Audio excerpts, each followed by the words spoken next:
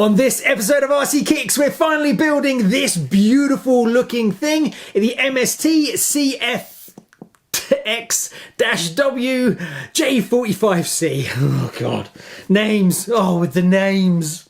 But it definitely looks the part, so let's crack it open, build it up and see just how good it really is. God, the names.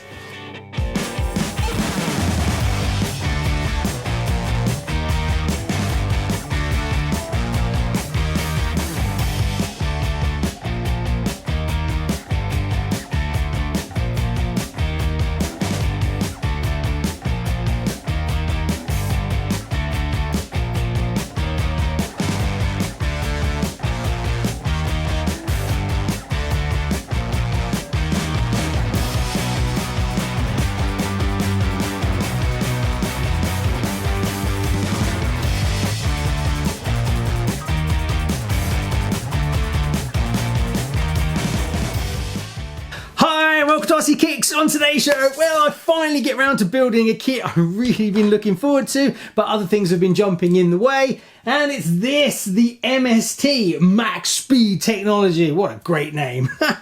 Great name for the company, terrible name for the actual product. It is a CFX-W, it's the kit version, and it's also a J45C. It just rolls off the tongue.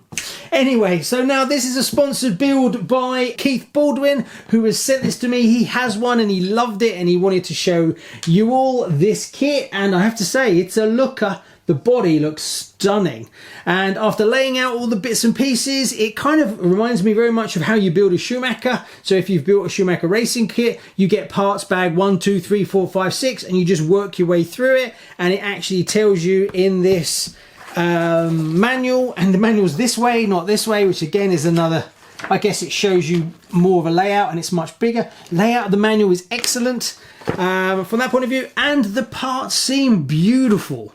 Now this is not an entry cheap kit for sure. This is actually quite an expensive kit, but you can see where the money's gone. So far the parts look fantastic. Can't comment on fit and finish because we haven't even attached two parts together, but just looking at the parts, they look beautifully machined, and there's lots of metal, lots of bearings and everything you need in this kit. Oops, don't want to lose anything. And then we just basically make our way all the way around to parts bag number 14. So, right, we kick off on page 9, number 1, creating the deceleration gear assembly. So let's crack on and see just how good it really is.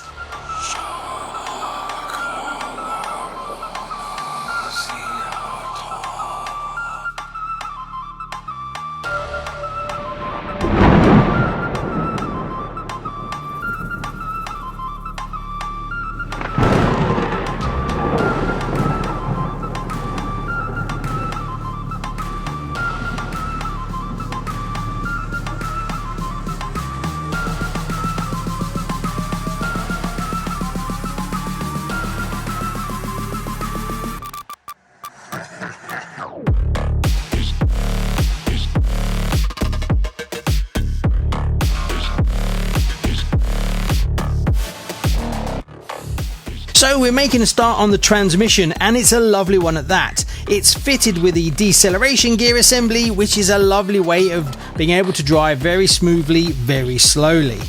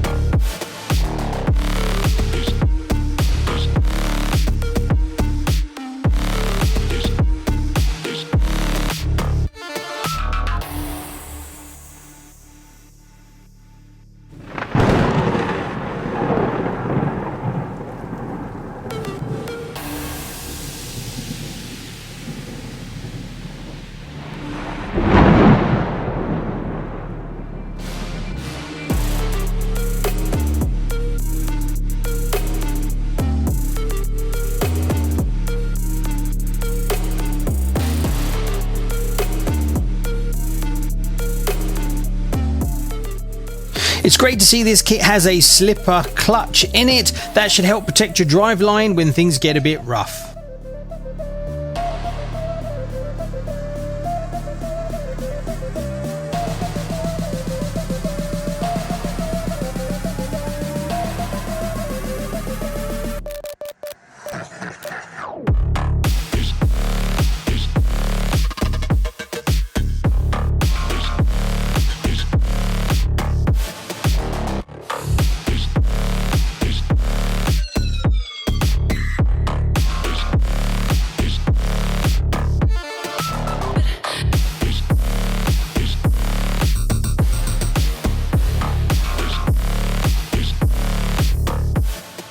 Now that we've finished the transmission, we can turn our attentions to the transfer case.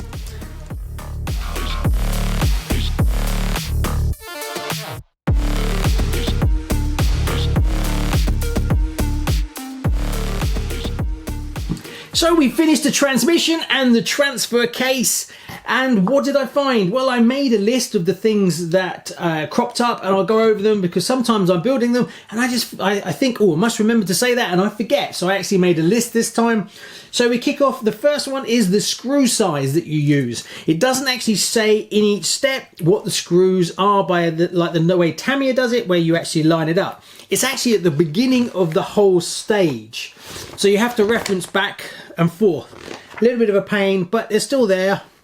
Alternatively, you can just use something to measure the screws to make sure you know you got the right one in the right hole, because you don't want to use too long a screw and blow through the piece of plastic or something like that. So it's fine, but it's just, it would be nicer if they actually put the screws down the side of each step. Being that it's in this orientation, it's a little bit strange in the fact that step 1 is here, step 2 is here, step 3 and 4, where you've got a dividing line. So you would think it'd be like 1, 2, 3, 4. But so it takes a little bit getting used to. Not that that's wrong, it's just slightly different. And then you can see the whole step here is every single part that you're going to need for that step. So you can reference it before you start to make sure you've got everything. One thing that I found a little bit strange is I've got a few little bits left over, and for the life of me I can't find what they're for. Everything seems to work fine. They're basically spacers. I did have one issue though, where I seem to have a bush instead of an actual bearing, which is really weird. Step 5, they ask for a 5x8 by 2.5 bearing, says in the manual, and I have a bush. So I'm guessing maybe when they built this kit, they actually run out of them, so they put a bush. Luckily I've got a spare one, so I just swapped it out and used a bearing. But that's a bit weird. And there's also these 3 bits of plastic, which look like spacers of some sort. No idea what they do. I went through the manual and the steps and I can't find it, so I have no idea. So we're carrying on anyway.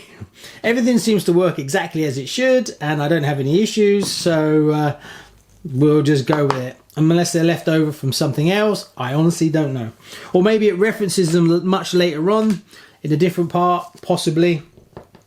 The black grease that you get with the kit, you actually get a decent amount of it, which is good. But for me personally, it irritated my fingers. So I was smearing it on like I normally do. I don't use gloves for that sort of stuff, but I found it started to irritate my fingers. So just be careful of that. I'm not sure exactly, this is black grease 130008, but for me, but I've been using oils and greases on lots of different kits and I had no problem with it. So I don't know if it's just something between me and this grease, so I have to be a little bit careful. So I've been kind of spudging it on with an old screwdriver. From that point of view, the slipper clutch. In step 7, it says adjust the slipper clutch as needed. There's no guide on what kind of tension to set. It would be nice if they said go all the way until it doesn't turn and then turn it 2 clockwise rotations to back it off. There's nothing. You kind of got to wing it on your own way. It warns you not to overdo it, but it doesn't say to you do 4 rotations or do maximum rotations and then back it off by 2 rotations. Nothing. So there's no guide. So you're definitely gonna have to adjust it as you go along. And I honestly have no idea. I just took a big guess at what it is.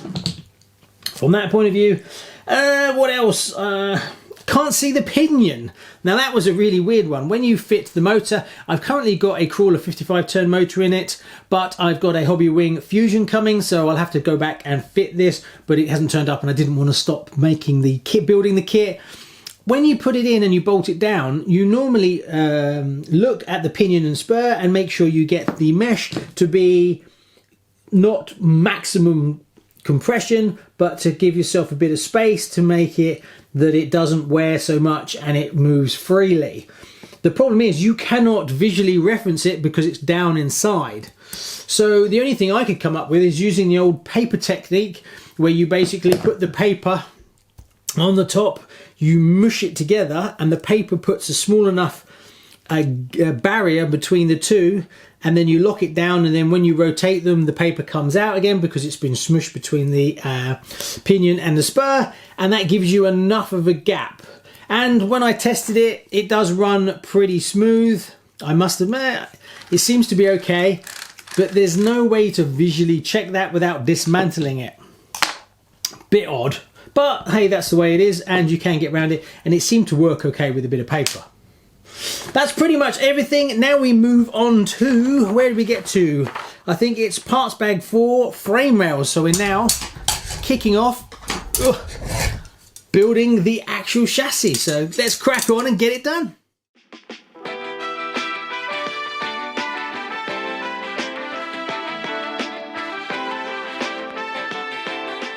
When we turn over to page 14, we're greeted with a full schematic of the whole chassis rails. It looks like a lot, so you've just got to take your time and plod your way through it, starting with the front bumper assembly.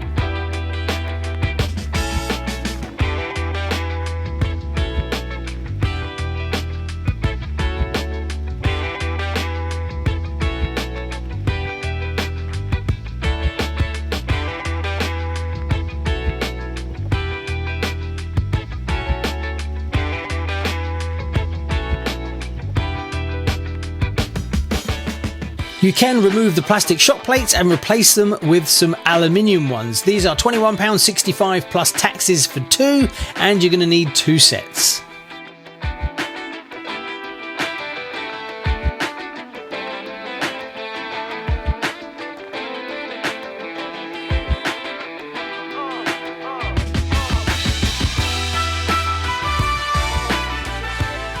Now all the rails are in place, we can fit the transfer case. One thing that I tried to find was an upgrade for the drive shaft. The one that's in the kit is a plastic one, but I couldn't find an upgraded metal one available currently.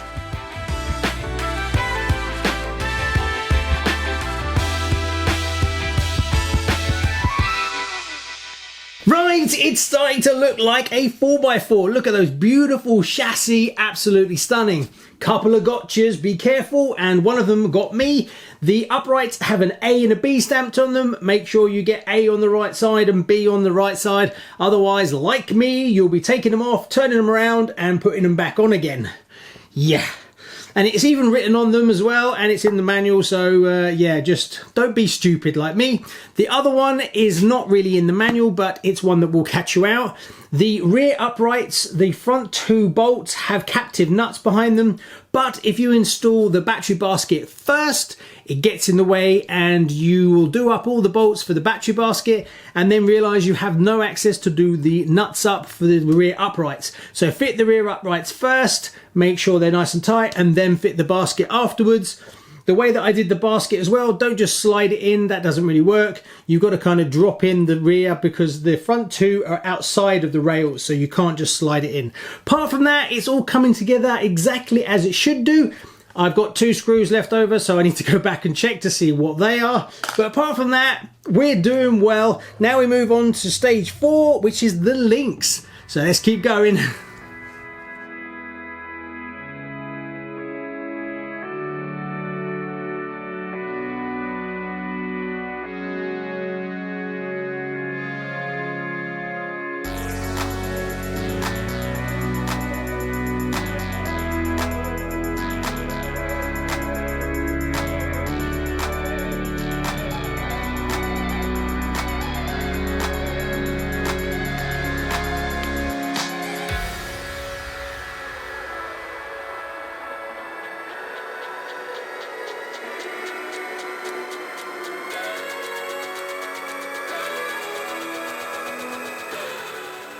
If you want to upgrade your links, you can if you're running 313mm, as Samix produce an MST CFX-W high clearance titanium suspension link set at £45 and 3p plus tax.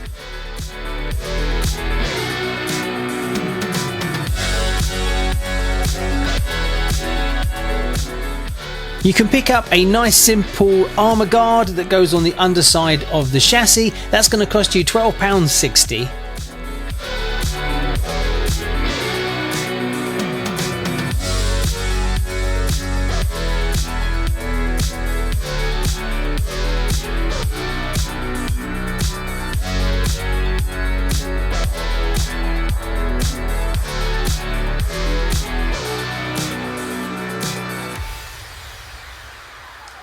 So there you go, all the links are done. Yes, they look lovely, they're all very pretty. That was a bit monotonous, to be fair. You're just doing the same thing over and over and over again, but you got to make sure you put the right ones in the right places because they're all different lengths, so you've got to pay a bit of attention. One thing I'd like to see in this kit, being that it's quite an expensive kit, is all the ball joints are plastic. Would have been nice if they were all metal. As you can see, there's a little bit of plastic friction in there. They don't just move around freely.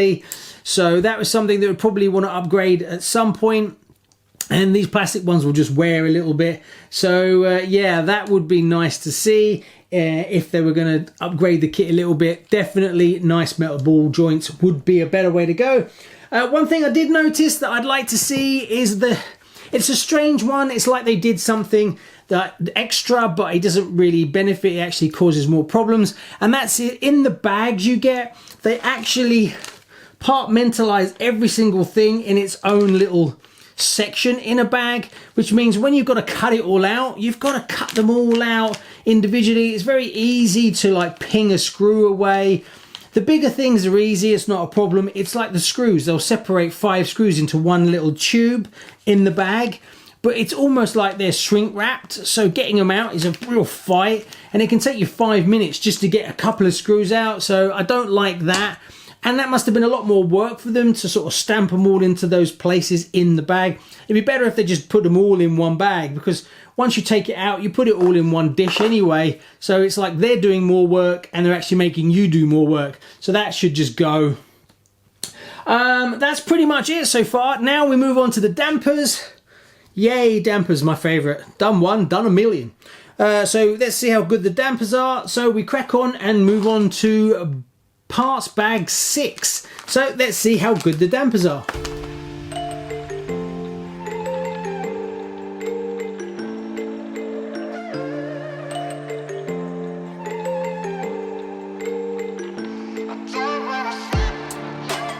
You can upgrade your suspension if you like to a cantilever kit set.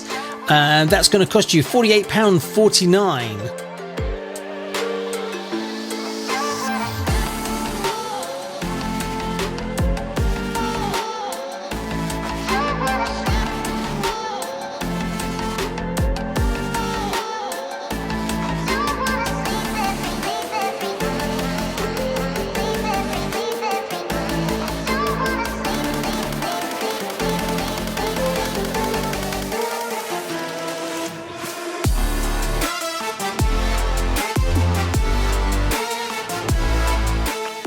The C-hub carriers can be adjusted.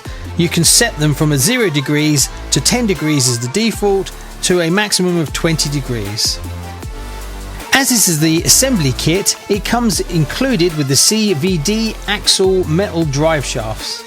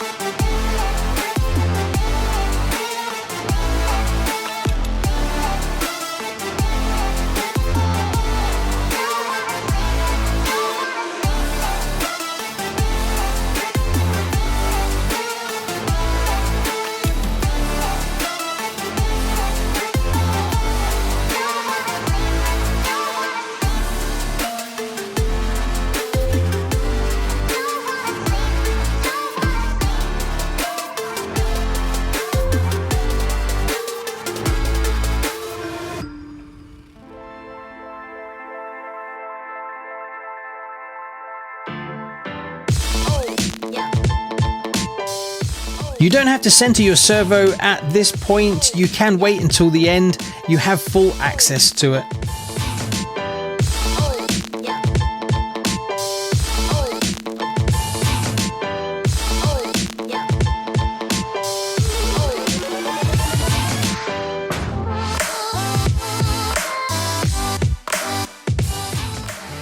A great upgrade for the CFX-W is still drive shafts. You can pick up some.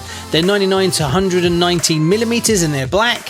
They are 210569 and they're going to set you back £21.65 plus tax. I'm not sure if that's each or you get a set of two.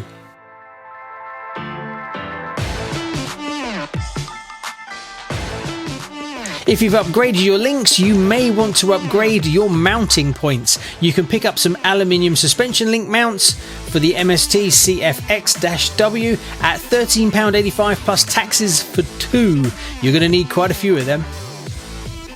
If you're going over the rough stuff and you want to protect your chassis a bit more, you can upgrade your side slider bars to metal. They're going to cost you £20.57. And they are the bottom guard skid plate set. If you want to add more weight low down, you can with some speed brass control weights, 55 grams on each wheel. This is going to cost you £24.24 plus tax.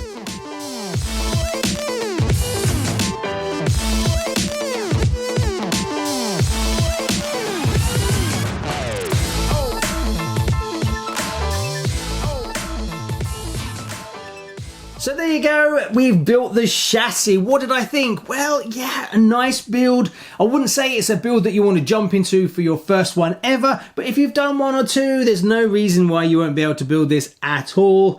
I've also, if you've built a few 4x4s, they're all kind of on the same sort of principle design with your fixed axles and all your links, so you kind of know where everything goes anyway. You're just following the instructions for details. Instructions in this build were fine, obviously a little bit different. The biggest challenge I thought was it would have been nice to have the screw sizes next to the actual build instead of listed at the top, because you've got to jump back and forward between different pages, or you've got to keep measuring all the time, which is what I did. So that can be a little bit more of a faff than, say, the Tamiya way of doing it, but not so much of a problem. You can get through it, but you just want to be you just want to be a bit careful. You just want to be a bit careful that you don't use a too long a screw and then you blow through something. So it's always nice when you're using something like that to actually just line it up with the manual. But obviously if it's on a different page, you've got to jump back and forward.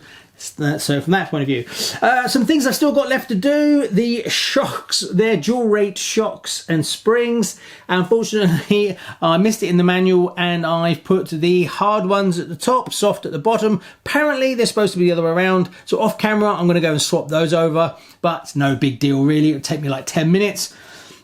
I had to remesh the motor again to the pinion and the spur. It was too tight for me. It was a bit noisy, so I went back and did it again, and it's a little bit better now. It's still a bit noisy, but it's a lot better than it was. Obviously, I'm going to change it out for the Hobbywing Fusion when that comes, and obviously then I'll be able to lose the temporary electronic speed controller that I have installed. One thing that would be nice in this kit is it needs to have a receiver box, a waterproof receiver box. It's just wide open, and if you're going to take this in mud, which you're probably going to do anyway, having your receiver sitting there open to the elements, you're just asking for trouble. So you must be able to get a box. You've got plenty of room for that, so that's not too much of an issue. So it's probably worth sourcing a receiver box, and then you can easily modify the screw pattern if you want to screw it to these plates. You've got plenty of room underneath and on top, so I probably will do that for sure. What else can I tell you about it? Obviously I've still got the bushes in the portals. They've got to replace, but the bearings are in order. As soon as they turn up, I'll do that off camera, dig into the portals again and swap them all out. Got to glue the tyres. The tyres are super soft and they don't really sit on the rims much at all, so you can't leave them. You've definitely got to glue them, so I'll do that off camera. These rims are super light, so this rig really could do with some nice weights in the wheels to really help with the centre of gravity for sure, because the tyres are very narrow and very large. Yeah, getting the centre of gravity lower, you could definitely do something with the wheels, even though these tyres are actually lovely and soft. I'm going to run it on 2S LiPo. I'm only just running it on an NMAH right now, purely because I've got a temporary ESC in it, just to make sure everything functions as it does. And it is fully working. I've just got to set the endpoints, haven't done that yet. Plastic balls, that would be something I'd like to see them upgrade on this. It wouldn't be that much. There's so many links on this one, and there's so many balls on the suspension. It would be nice if they were metal balls instead of plastic. You know, just because the kit is premium and it's not an entry-level kit. That's something I'd like to see for sure in this kit. So I'm trying to be picky from that point of view. What else can I tell you? That's pretty much covers everything. So on the next video, we're going to actually paint out the polycarbonate body, fit all the back section and the bed, which all flaps up. The whole thing flaps up. Then we've got to make sure all the body fits correctly. And hopefully I've done all those little upgrades that I'll be waiting on. And then we can take it out for a blast. So thanks very much. And a massive thank you to Keith Baldwin for sponsoring this build. And see you on the next one. Bye-bye.